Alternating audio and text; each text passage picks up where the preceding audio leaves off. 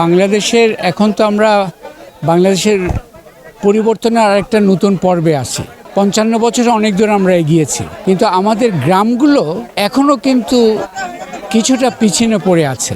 আমাদের এখানে অনেক প্রকল্প আছে, কিন্তু খণ্ডিত উদ্যোগ। আমাদের নারীরা কিন্তু আপনি শুনেছেন, একজন নারী বলছে আমরা এখন ড্রাইভার হতে চাই, ড্রাইভিং প্রশিক্ষণ চাই। আবার কৃষকরা ওরা উন্নত মানের এই যে আপনার মেশিনগুলো নিয়ে কাজ করতে চায়। সো আজকে গ্রামটাকে আমরা চাচ্ছি আধুনিক গ্রাম, এইটার একটা বাস্তবতা তৈরি করতে চাচ্ছি। এই গ্রামটা আমরা আমাদের প্রথম একটা মডেল হিসাবে এটাকে আধুনিক গ্রাম।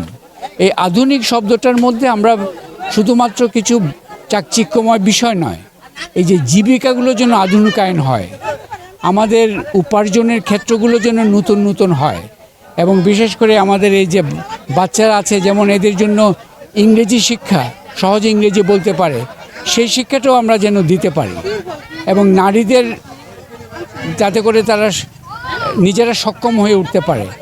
এইভাবে ব্র্যাক এই যে নতুন একটা প্রকল্প নিয়েছে। আগে আপনারা জানতেন যে ক্ষুদ্র ঋণ একটা প্রকল্প বাংলাদেশ সব জায়গায় আছে, কিন্তু বাংলাদেশ ব্র্যাক তার ক্ষুদ্র ঋণ প্রকল্পকে আগে শুধু ঋণ দেওয়া এবং কিস্তি নেওয়া, এটাই ছিল সম্পর্ক।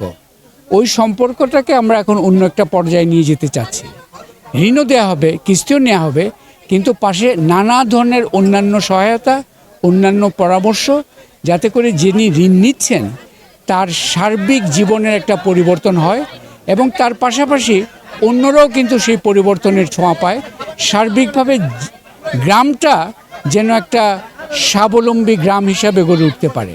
এবং আমাদের খুবই ডেডিকেটেড টিম আছে, তারা মানুষের সাথে কথা বলেই আমরা এটাও করতে চাচ্ছি যে ঢাকা থেকে আমরা ফর্মুলা নিয়ে আসি নাই, এখান থেকে মানুষের সাথে আলোচনা করে প্রত্যেকটা সমাধানগুলোকে আরও উন্মোচিত করা হচ্ছে।